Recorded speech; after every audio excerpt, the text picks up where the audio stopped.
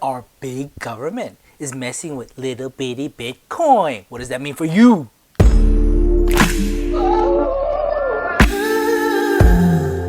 What's up, guys? I'm sure you guys heard the news, especially if you follow Bitcoin, and many of you do, that the US Treasury proposes sweeping new disclosure rules, okay, on Bitcoin. So, as I mentioned before, the government at any time could cripple Bitcoin. But Bitcoin is basically nothing to them. It's a tiny market, it's very insignificant, but it's now getting on the government's radar. And that's something you don't want if you belong to the Church of Bitcoin.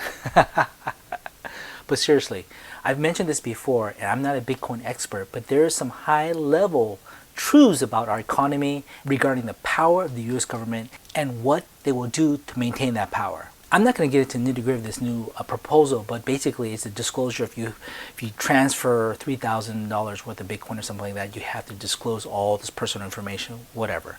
You know, this is to protect, to limit money laundering. It's a big deal, but not really. But the government is moving against Bitcoin, little bitty baby steps for now, because Bitcoin is a little bitty baby coin compared to everything else, compared to the dollar.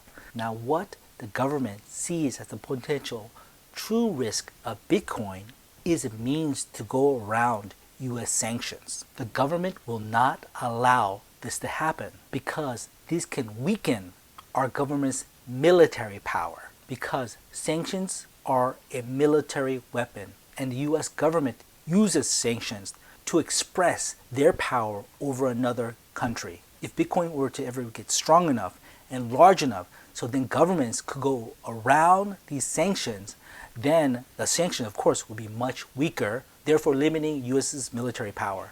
And the government and all the top players will not allow US's military to be threatened in this manner. Am I wrong? Knowing this end state, you and I and anyone with common sense would know that if Bitcoin were to get too strong, this is exactly what would happen. My son and his cousin are here, is sleeping, so that's why I'm not talking too loud.